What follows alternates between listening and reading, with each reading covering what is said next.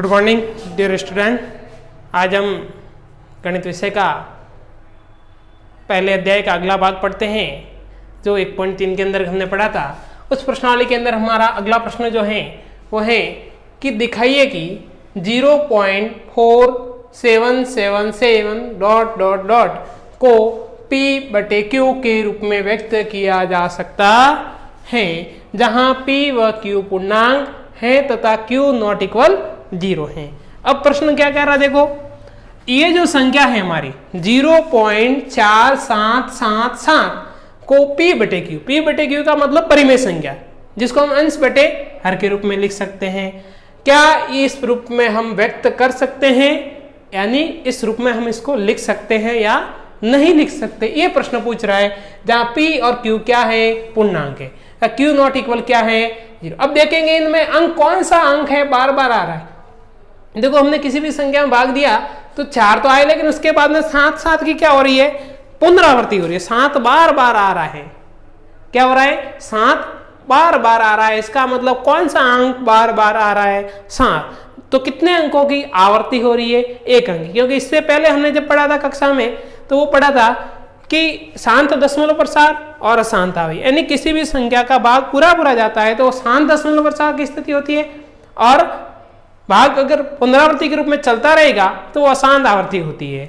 उसके साथ साथ अपरिमेय संख्या का दशमलव प्रसार हमने बताया था जो अनवसानी अनावर्ती दशमलव प्रसार होता है। तो यहाँ पे स्थिति देख रहे हैं कि ये संख्या जो है क्या ये परिमेय संख्या है या नहीं है, इस रूप में पूछ रहा है। क्योंकि दिखाइए मतलब आपको सिद्ध करके बताना है कि ये ऐसी स्थिति में आप लिख सकते हो या नहीं लिख सकते। तो देखेंगे सबसे पहले क्या करेंगे, सबसे पहले हम x पूर्णांक मान लेते हैं। माना x पूर्णांक है जिसके बराबर हम इसको मान लेते हैं। तो x के बराबर हमने क्या कर दिया, 0.4777 को ले लिया। अब इसके आगे डॉट डॉट है, इसका मतलब है ये भाग स्थिति चलती रहती है, साथ साथ चलता रहेगा। आप कितनी भी बार लिख सकते हो, आपकी मर्जी आए उतनी बार 7 को लिख सकते हो। क्यों, क्योंकि 7 की क्या हो रही है, आवर्ती हो रही है। यहाँ पे 7 की आवर्ती होना मतलब कितने अंक बार बार आ रहा है, 1 अंक आ रहा है। क्योंकि 4 तो वापस नहीं आ रहा। देख लो 7 की क्या हो रही है, पुनरावृत्ति हो रही है। इसको हम समीकरण नंबर 1 देंगे। क्या देंगे, 1 देंगे x के बराबर लिख करके। अब हम जितने अंकों की आवर्ती होती है उतने से हम, अगर 1 अंक की बार बार आवर्ती होती तो हम दोनों पक्षों को 10 से गुणा करेंगे। और अगर 2 अंकों की पुनरावृत्ति हो रही है बार बार, अगर 47 फिर 47 आते तो 100 से गुणा करेंगे। अगर 3 अंकों की पुनरावृत्ति होती है तो 1000 से गुणा करेंगे।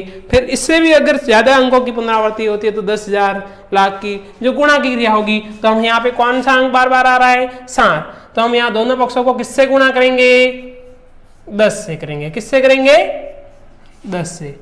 दोनों पक्षों को 10 से गुणा करने पर, अब देखो दोनों पक्षों को 10 से गुणा करेंगे तो x के साथ 10 का गुणा करेंगे तो क्या होगा, 10x। फिर उस स्थिति में देखो इस संख्या को अगर 10 से गुणा आप करोगे तो आपको यह दशमलव जो दिखाई दे रहा है 0 के बाद में, वो दशमलव एक स्थान दाईं ओर खिसक जाएगा। किस साइड खिसक जाएगा, दाईं ओर। तो यहां से ये दशमलव कहां जाएगा, इस जगह पर जाएगा। तो यहाँ पे क्या हो जाएगा, पहले 4 हो जाएंगे, उसके बाद में दशमलव हो जाएगा। क्यों, आगे संख्या नहीं है तो 0 का लिखने का कोई औचित्य नहीं। आगे संख्या है तो लिखनी जरूरी है, 0 है तो लिखने की कोई जरूरत नहीं हुई। तो हमने क्या लिखा, 4। अब दशमलव एक स्थान खिसका। क्यों एक स्थान खिसका, क्योंकि 10 से गुणा गया। 100 का गुणा करते तो हम एक स्थान नहीं 2 स्थान दाईं ओर जाते। 1000 का गुणा करेंगे तो 3 स्थान दाईं ओर जाएंगे। इसके बाद हम क्या लिखेंगे, 7 7 7, क्योंकि 7 ही आ रहे हैं। अब एक साथ और लिख भी सकते हैं अपनी मर्जी से, क्योंकि हम अंकों को बढ़ा सकते हैं। तो इस स्थिति में हमने ऐसी स्थिति लिखी। ये हमारा बन गया समीकरण नंबर 2। वापस एक बार देखेंगे। सबसे पहले जितने अंक की पुनरावृत्ति होती है उसको x के बराबर देख रखेंगे। माना कि x पूर्णांक है और x के बराबर उस परिमेय संख्या को रख लिया हमने, क्योंकि हमें सिद्ध करके लाना है। तो 1 अंक की पुनरावृत्ति हो रही है तो दोनों पक्षों को 10 से गुणा करेंगे। अगर 2 अंकों की पुनरावृत्ति होती है तो 100 से गुणा करेंगे। लेकिन यहाँ पे कौन सा अंक पुनरावृत्त हो रहा है बार बार, 7। तो एक अंक का पुनरावृत्त होने के कारण 10 से गुणा किया तो इसको 10 से गुणा किया 10x हो गया, इसको 10 से गुणा किया तो अंक का स्थान चेंज हो गया, दाईं ओर एक स्थान खिसक गया। ये समीकरण नंबर 1 और ये समीकरण नंबर 2 बने। अब समीकरण 2 में से एक को क्या करेंगे, घटाएंगे। समीकरण 2 में से एक नंबर को घटाने पर, तो देखो समीकरण नंबर 1 और 2, तो 2 नंबर पहले लिखेंगे, तो पहले नंबर 2 का 10x है बराबर में 4.7777 ये लिखा। फिर दूसरा जो है पहला x लिखा बराबर 0.1 में होना चाहिए, ध्यान रखना 0.1 में होना चाहिए। उसके बाद 4 7 7 7 संख्या अंकों के पीछे से बराबर कर देना, जितने अंकों की पुनरावृत्ति होती है बढ़ा करके आगे अंक बराबर की स्थिति में लेके जाना। अब आप इसको घटाओगे तो ये संख्या क्या हो जाएगी, 0 0 हो जाएगी, ये भी 0 हो जाएगी, ये भी 0 हो जाएगी। लेकिन यहाँ पे देख लो क्या हो जाएगा, 7 में से 4 घटे तो कितने बसे, 3। फिर पॉइंट बसा, 4 में से 0 घटा तो 4 बसा। यहाँ 10x में से 1x घटा तो कितने x बसे, 9x। कितने x बसे, 9। तो 10x में से 1x घटा तो 9x बसा। यहाँ से 7 में से 7 0, 7 में से 7 0, 7 में से 7 में से 4 घटा तो 3 बसा। 4 में से 0 घटाया तो 4 आया। अब देखोगे इस स्थिति से तो ये हमारे पास 9x के साथ गुणा की क्रिया में है, तो x के साथ जो गुणा में है उसको दूसरी साइड में भेजोगे तो 4.3 के बटे में क्या हो गया, 9 आया। अब ये अगर दशमलव हटाना है तो दशमलव हटाएंगे तो इसको 43 लिख देंगे और बटे में 9 थे ही। अब कितनी संख्या के पहले दशमलव था, दशमलव के बाद एक संख्या है तो हम यहाँ पे 1 0 लगाएंगे। अगर दशमलव के बाद 2 संख्या है तो 2 0 लगाएंगे। तो ये x के बराबर जो आया है वो हम परिमेय संख्या लेंगे। अतः परिमेय संख्या कौन हो गई, परिमेय संख्या हो गई 43/90 हो गई। क्या हो गई, परिमेय संख्या 43/90 हो गई। तो हम इसको इस रूप में लिख सकते हैं। तो ये आपके एक अंक की पुनरावृत्ति थी, इसलिए 10 से गुणा किया था। अगर 2 अंकों की पुनरावृत्ति है तो 100 से गुणा करेंगे। तो मैं कुछ संख्या यहाँ देखो लिख रहा हूँ जैसे समझाने के लिए, जैसे 0 पॉइंट से है। अब आप कहोगे ये लाइन इसके ऊपर ऐसी आई है, इसका मतलब ये है कि ये एक अंक बार बार आ रहा है, तो हम इसको इस रूप में लिख सकते। देखो 0.6666 चलता रहेगा, खत्म नहीं होगा, क्योंकि 6 अंक बार बार आ रहा है, तो हम इसको इस रूप में लिख सकते हैं। तो अब इसको परिमेय संख्या आपको बताने को कहेगा तो सबसे पहले क्या लिखोगे, x के बराबर ये संख्या इस प्रकार से लिखोगे।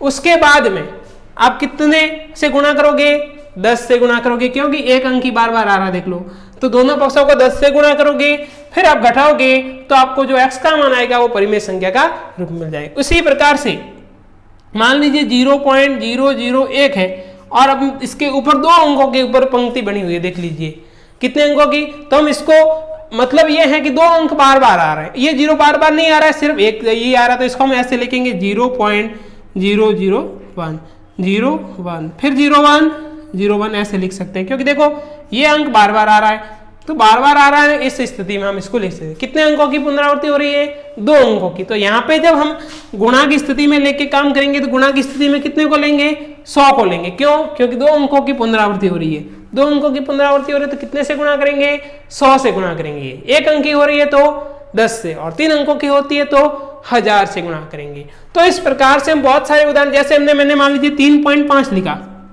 और इसके ऊपर हमने लाइन बनाई, तो इसका मतलब क्या है, इसका मतलब 5 अंक जो है बार बार आ रहा है। तो हम इसको कैसे लिखेंगे, x के बराबर 3.555 डॉट डॉट लिख सकते हैं। तो ये स्थिति बन गई। तो बताओ किससे गुणा करूंगा मैं, 10 से। जब दूसरा समीकरण बनाओगे तो 10x बनेगा एक तो, और दशमलव यहां से यहां चला जाएगा तो 35.555 की स्थिति में चलेंगे। तो ये 2 समीकरण ऐसे बनाओगे। उसके बाद आपको घटाने पर जो संख्या प्राप्त होगी वो परिमेय संख्या। ऐसा का ऐसा उदाहरण हम और देखते हैं। तो देखो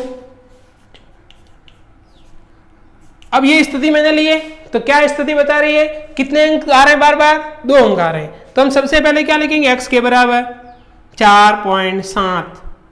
अब बार बार कौन आ रहा है, 1 2 फिर 1 2 फिर 1 2, ऐसी स्थिति में हम लिख सकते हैं। अब कितने से गुणा करोगे, 100 से गुणा करोगे। क्यों, क्योंकि 2 अंकों की पुनरावृत्ति हो रही है तो 100x फिर दशमलव कितने अंक आगे बढ़ेगा, 2 अंक, तो यहां से दशमलव यहां आ जाएगा, इसका मतलब है 4 7 1, फिर दशमलव आएगा,